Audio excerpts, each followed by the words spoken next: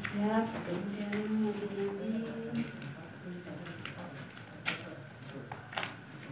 semoga dengan dinali saya apa yang nanti muncul saya bisa melihat.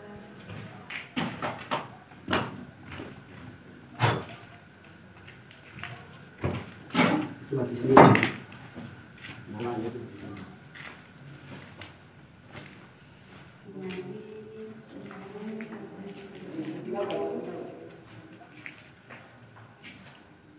Saya tidak tahu tempat ini, dan ini lokasinya, tumben saya masuk sini.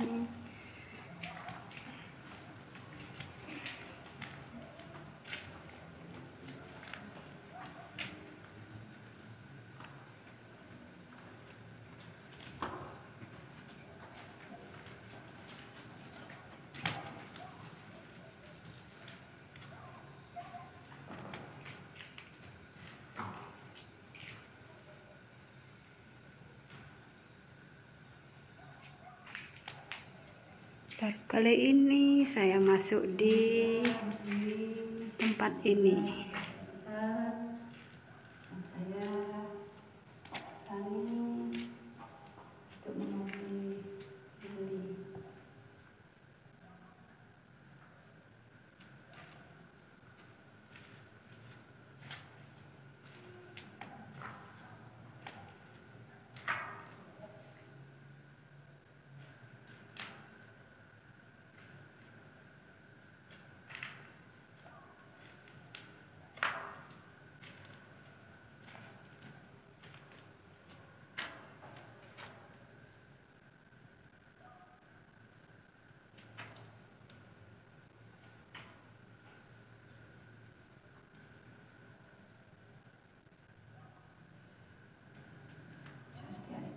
Swastiastu.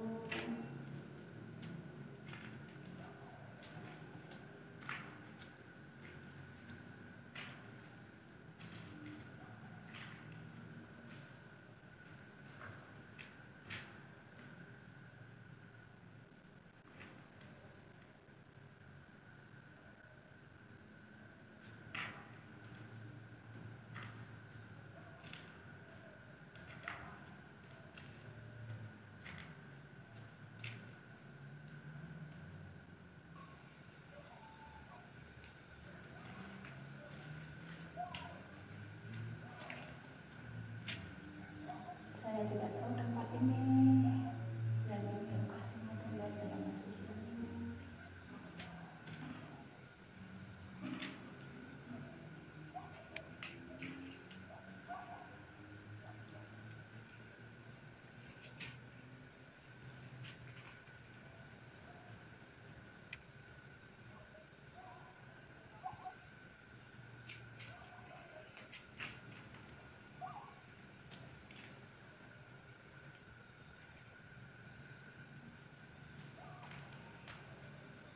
Kali ini saya masuk di tempat ini. Jadi kita sambil menunggu peserta uji nyali, kita di sini membahas apa sih sebenarnya yang ada di sini, sosok apa. Kebetulan saya bersama Bapak Jero yang memang ada di daerah sini. Kita tinggalnya Pak ya. Bapak boleh perkenalkan diri.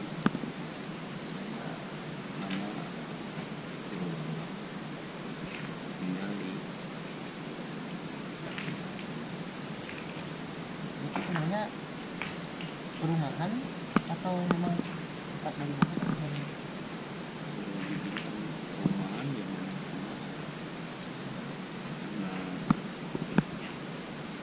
Terbengkalai.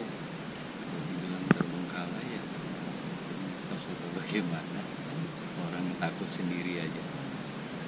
Tapi kalau menurut Bapak pribadi, Belum apa sebenarnya yang ada di sini yang pernah Bapak rasakan di sehari-hari gitu?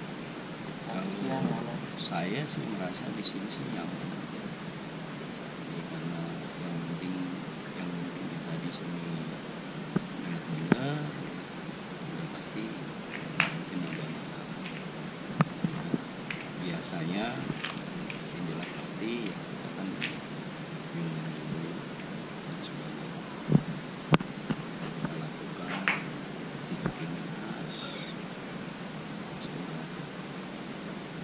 sehari-hari mungkin ada pernah kejadian sih, kecelakaan, orang meninggal mungkin ya.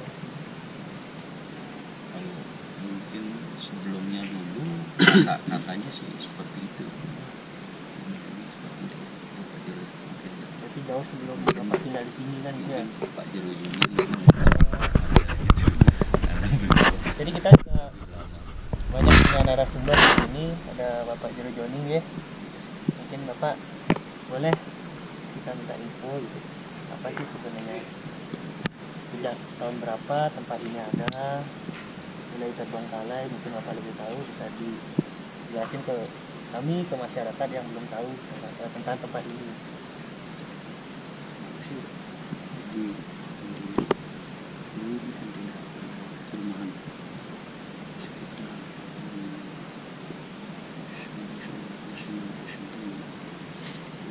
2000-an atas dulu ada perumahan di sini. Namun pertama kali yang dihuni di sini masyarakat dari Jawa. Jadi pensiunan di pabrik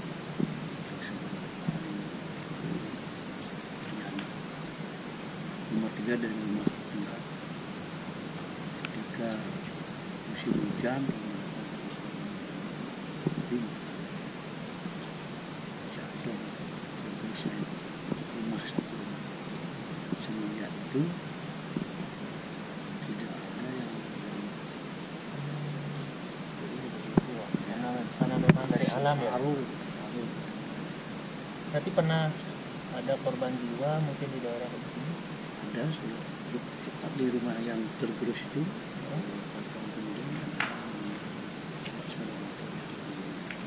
Jadi sering ya kejadian. Hanya dua teman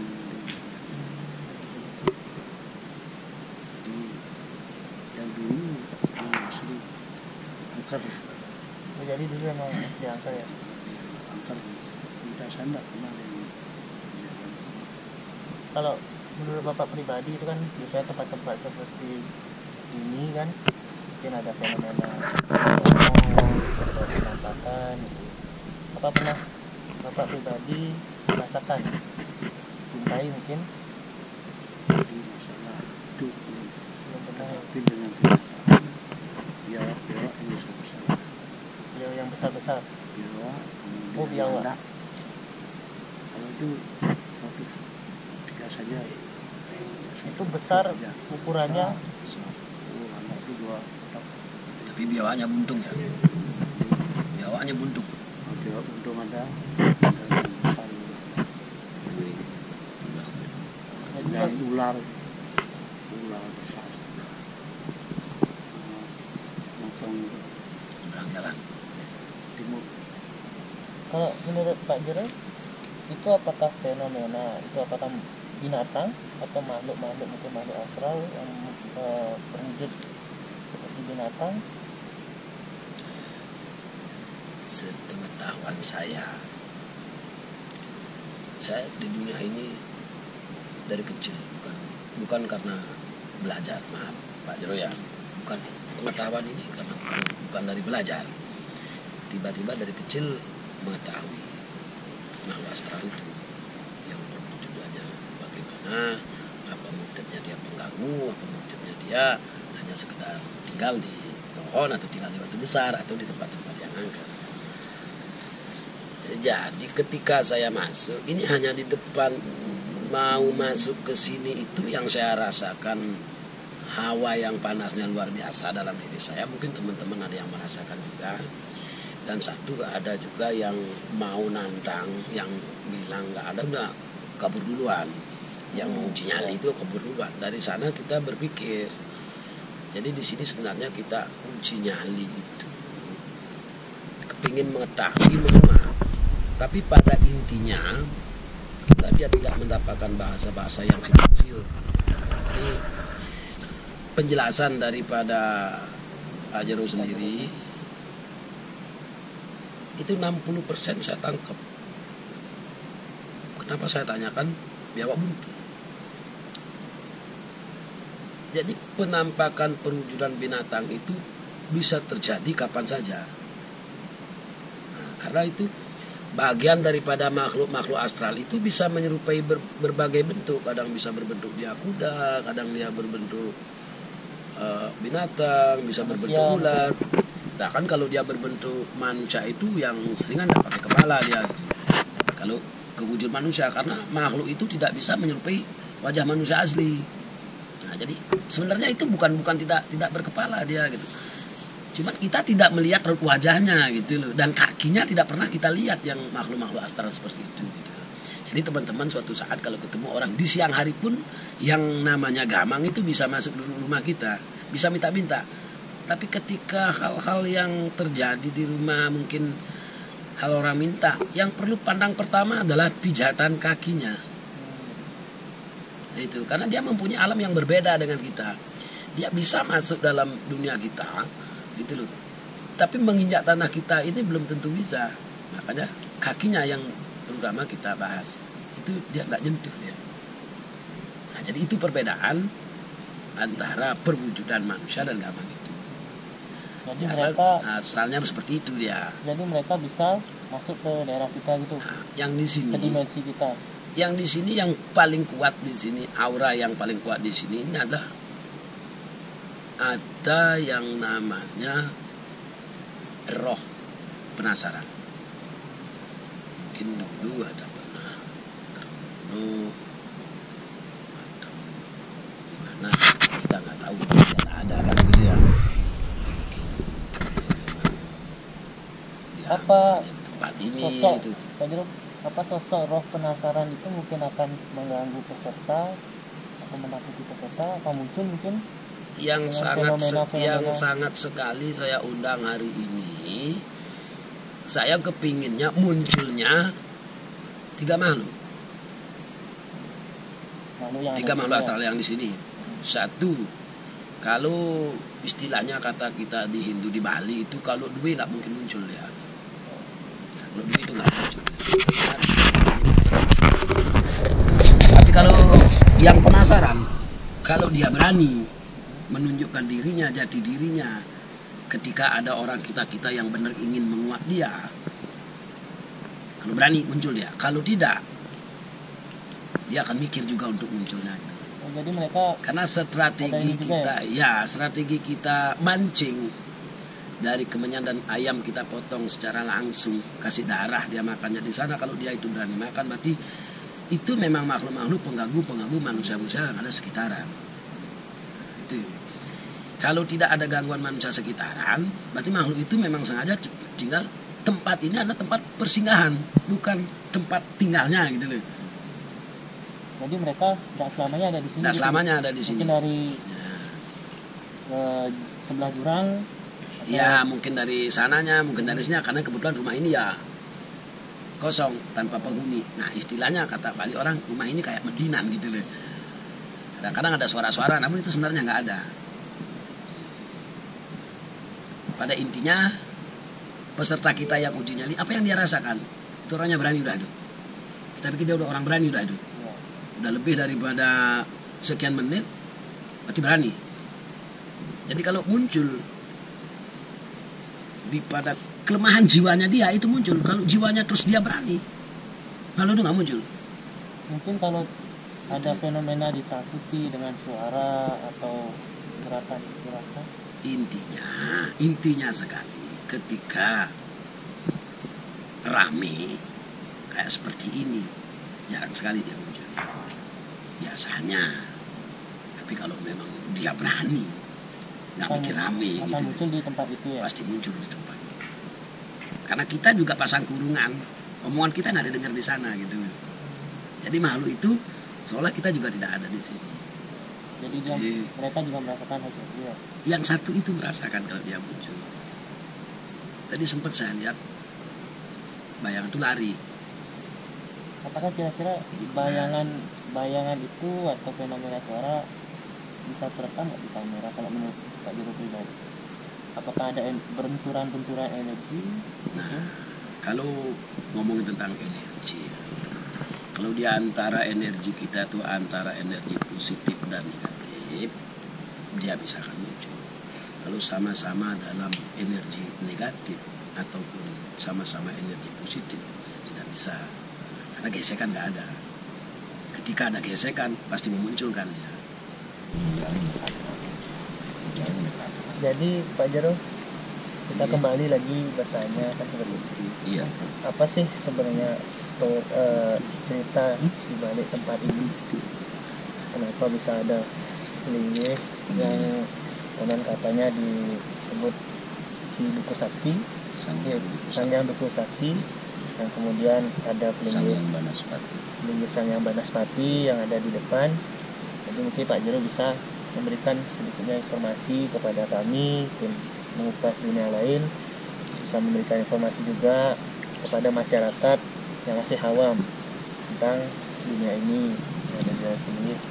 Ini ada Pak Jero bercerita bagaimana sebenarnya prosesnya itu terjadi. Ya termasuk luar biasa. Saya juga ya termasuk yang pertama kali yang tinggal di sini. Jadi sebelum saya mungkin ada. Nah itu mulai dari yang dulu pernah tinggal di sini, itu satu rumah kan roboh. Satu rumah roboh, Hancur, jadi kayak longsor turun ke bawah. Itu rumah sudah ditempati? Sudah ditempati. Berarti ada korban jiwa atau bagaimana? Kalau korban jiwa saya rasa tidak. Tidak ya. Nah, kalau yang menurut saya Ampura kalau secara skalanya ya karena orang selalu bilang ini rumah ini senderannya tidak kuat katanya. Gara-gara satu rumah. Sekalinya kan Nah, itu. cara skalanya. Kalau secara skala? Tapi waktu itu sebenarnya begini. Kalau dibilang senderan tidak kuat, ya kalau secara skalanya ya jadi rumah itu bisa roboh karena seperti ini sebenarnya kan ada aliran got sebenarnya. Nah itu aliran itu dialirkan ke sebelah tanah supaya bisa masuk pangkung ke bawah. Nah di sini ada pangkung kayak seperti pangkung ya karena hujan besar ya memang arahnya ke sebelah tanahnya akhirnya mengikislah ke belakang. Nah itulah roboh sampai kurang lebih separuh mungkin ya Pak Jero ya, separuh hancur. Nah terus itu kalau secara skala sebenarnya kalau menurut saya kalau secara skala ada juga. Nah makanya saya bilang itu Ampura kadang-kadang orang kan tidak mengetahui Ya. Nah kalau secara nisnya kenapa itu rumah itu harusnya kan bukan satu yang roboh Ya. mau mungkin 5 atau 10 sekalian roboh karena secara nis skalanya itu di bawah itu ada batu besar. Ada batu besar. Nah karena batu besar itulah Sangyang Banaspati. Berarti sebelumnya mungkin batu besar itu linggih ide seperti itu. Ya, linggih ide mungkin karena rumah orang itu nggak paham. Ya.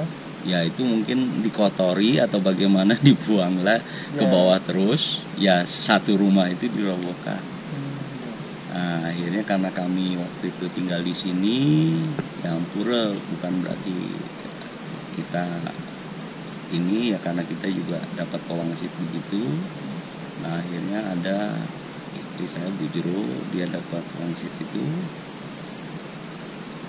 turunlah ke bawah panggung gitu. Padahal dari mimpi nih, apa mungkin enggak, dari bisikan? Ya dari ini karena beliau juga ada kelebihan. Gitu. Nah, terus bisalah turun ke bawah. Nah akhirnya di sana juga itu kan nggak ada jalan. Nggak ada jalan. Nah itulah yang luar biasanya. Jadi beliau bisa seperti macan itu. Waktu itu kan? Waktu itu terus ada api di bawah. Nah itu bisa dimatikan dengan tangan. Api itu. Nah itulah. Itu disaksikan banyak warga atau bagaimana? Enggak, waktu itu enggak ada warga, kurang lebihnya ada 4 orang. 4 orang. Nah waktu itu dan bisa naik sendiri. Jadi turun sendiri, naik sendiri dengan iya. Padahal tidak ada jalan. Tidak ada jalan. Nah itu yang luar biasa. Nah akhirnya dibikinkanlah di Sangyang Banaspati. Sangyang Banaspati itu maunya kan di sebelah developernya, rumah developer. Nah, itu sampai ngundang kalau nggak salah 3 paranormal ya, itu teraukan semua. beliau nggak mau di kantor developer rumah. Jadi Beliau persis minta di depan rumah saya depan persis. rumah Pak Biro ini. Nah akhirnya ya karena beliau berkehendak seperti itu, ya akhirnya dibangunlah Linggi Ini di Sanghyang depan Banaspati. Sanghyang Banaspati di depan rumah saya. Sudah kita bikinkan. Nah itu juga ya sampai sekarang ya pura itu juga bukan pribadi sebenarnya. Jadi Siapapun saya kan boleh sembahyang di hanya sana. melengkapi kebutuhan pura. Nah itu untuk umum sebenarnya, bukan pribadi ya, untuk umum. Jadi bagi mungkin warga Lili Bundi ataupun mungkin Tegalantang silakan. Nah itu untuk umum. Kalau Memang misalnya lewat bisa dibangun minta izin, itu memang gitu untuk ya. umum, bukan pribadi. Nah, makanya ya luar biasa dengan adanya beliau di sana, makanya ini juga ada pura juga di sini. Kita Kalau di bangun. sebelah kiri itu pura napi Pak Waten. Ya pura yang di Tegalantang sini Pak. Pasun. Oh Pasun. Ya, Pak. Pasun. Ya. Kalau yang di sebelah kanan itu pura napi itu. Pura Merajapati. Itu pura napi. Iya. Kalau ini kan Sanghyang Duku Sakti. Sanghyang Duku Sakti. Jadi sudah mungkin bisa diceritakan. Ini Sanghyang Duku Sakti kan masih anaknya Rajapati. Masih anak Rajapati. Jadi beliau ini juga kita bangun juga. Gitu. Kita bangunkan beliau di Ada sini. pawisi mungkin atau gimana? Ada pawisi, dan itu juga luar biasanya waktu itu kita juga ada pawisi masuk untuk bikinkan Linggi di sini satu, dengan yang di bawah sana juga ada juga Linggi.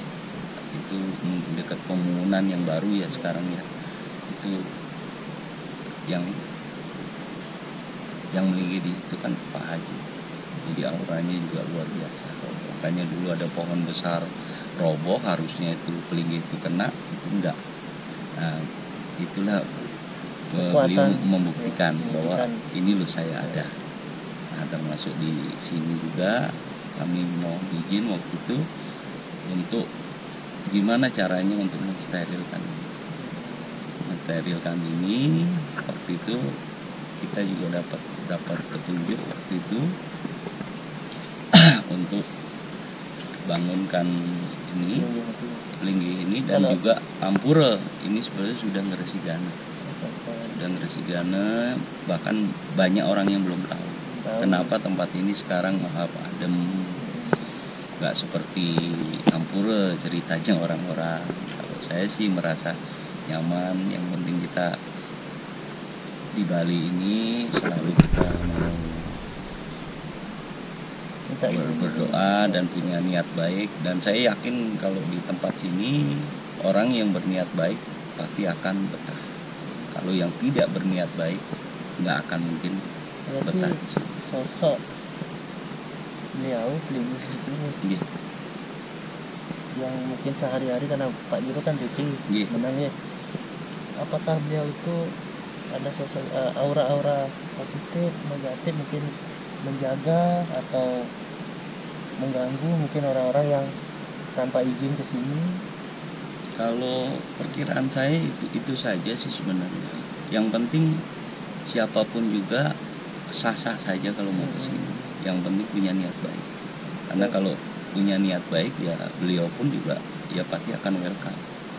Kalau berniat tidak baik ya mereka sendiri ya pasti akan minggir sendiri. Itu yang saya rasakan. Jadi aura di sini terutama untuk Ampura, kadang-kadang untuk orang gitu ya, orang sakit pun di sini sebetulnya tanah di sini pun bagus kalau untuk mau jalan-jalan, tapi disarankan tidak pakai sandal kalau mau jalan-jalan. Ya memang ini untuk pengobatan bagus karena beliau di sini safe sekali ya, juga luar biasa. Tepat sudah 1 jam setengah kita menguji peserta di ruangan di rumah nomor 29. Kita pun sudah mulai merasakan sepertinya entah itu ada peserta itu kuat atau tidak. Jadi kita cek dulu sekarang bersama bersama tim mengupas dunia lain.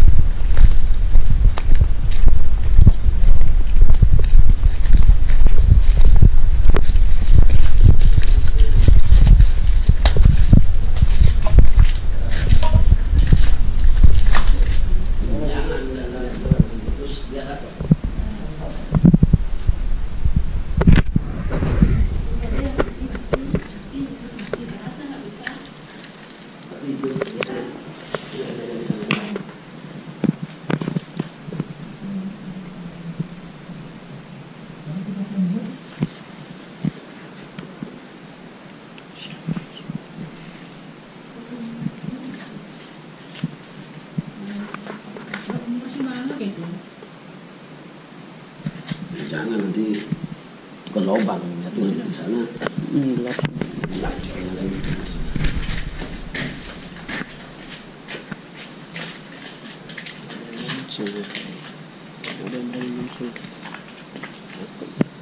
Pangkung. Makanya nggak kasih dia masuk, nanti jatuhnya ke sana. Iya, kalau ke sini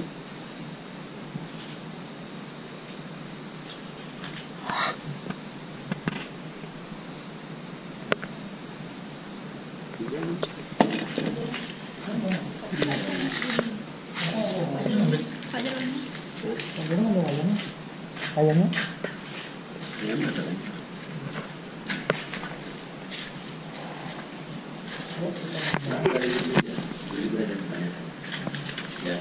bawa dah semuanya. Belum mati. Sengit.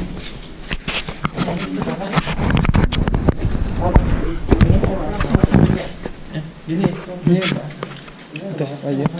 Pagi ya kita bahas. Baik, jadi Bu Jero Budiani selama berada di tempat ini, apa sebenarnya yang sudah Ibu rasakan di tempat itu, di belakang atau di sebelah kiri? Jadi bisa diceritakan sama kami dan Jero Mampu itu.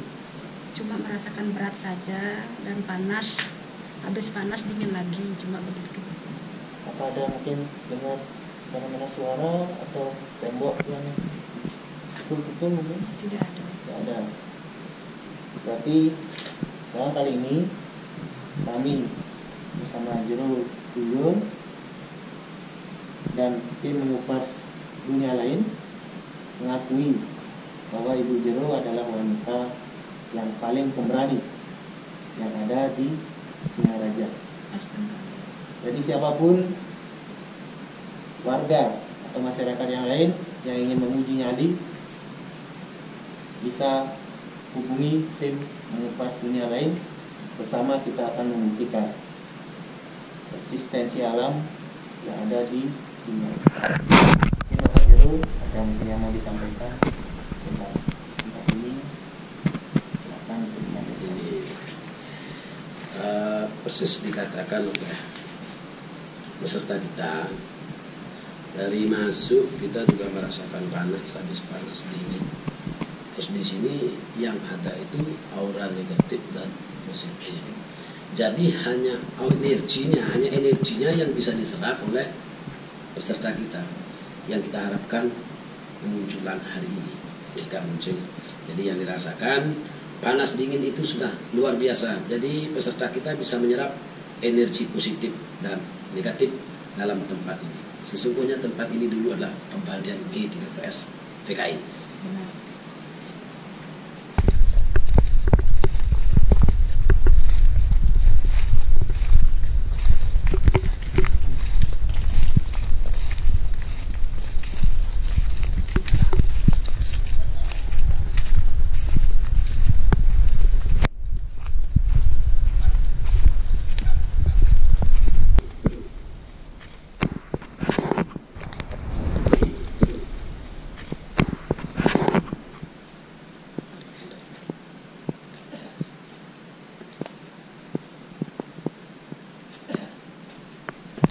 Napas.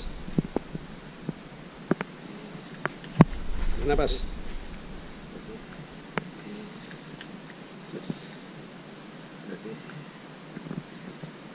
Batas.